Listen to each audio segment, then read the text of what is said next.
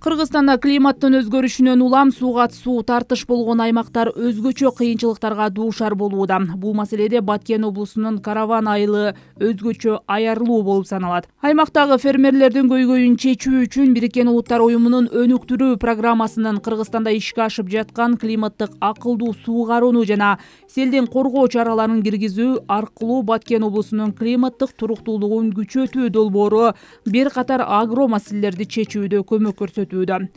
Долбоордун маанилүү бөлүгүн агрометеорологиялык байкоо тармагын жакшыртуу ыкмалары ээлейт. Анын алкагында былтыр күздө Баткен облусу боюнча аба ырайынын 4 станциясын орнотуу ийгиликтүү аяктады. Айта кетсек, долбоорго чейин облустагы метеорологиялык байкоолордун тыгыздыгы дүйнөлүк метеорологиялык уюм сунуш кылган тыгыздыктын 14% гана түзгөн.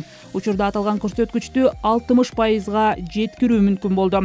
Бул Баткен облусундагы жергиликтүү калк үчүн кыйла, так жана ишенимдүү жергиликтүү божомолдорду жасоого мүмкүндүк берет. Өзгөчө фермердик жамааттарга мунун пайдасы зор.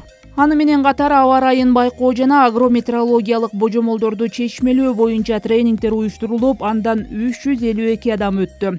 Алар алган билими менен табигый кырсыктардын тобокелдигин азайтуу, суу ресурстарын сарамжалдуу пайдаланууга көмөктөшмөкчү.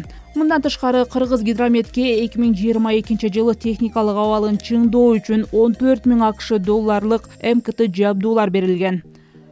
Фермердик жамааттар жана Кыргыз гидрометтин кызматкерлери менен консультациялардын жыйынтыгы боюнча фермердик жамааттарга берилүүчү климаттык маалыматтык продуктуларды жакшыртуу чараларын ишке ашыруунун алкагында Кыргыз гидрометтин кызматкерлеринин агрометеорологиялык продукцияны иштеп чыгуу жана агрометеорологиялык божомолдоо жагында потенциалын арттыруу максатында комплекстүү техникалык тапшырма иштелип чыккан. Анын максаты агрометеорологиялык продукцияны, анын ичинде Росгидрометтин тажрыйбасынын негизинде фермерлер үчүн маалыматтык продуктуларды чогултуу, иштеп чыгуу, даярдоо жана өндүрүү системасын иштеп чыгуу жана ишке ашыруу болууда. Мында төмөнкү негизги аспектилерге басым жасоо болду. Баткен облусу үчүн гана эмес, Жалал Абад жана Ош облустарынын күрүч чарбалары үчүн да түшүмдүүлүктү божомолдоонун динамикалык статистикалык ыкмасын жатыктыруу ишке киргизилген. Ошондой эле ыкчам агрометеорологиялык тейлөө үчүн маалыматтык божомолдоо системасы иштеп чыгылган.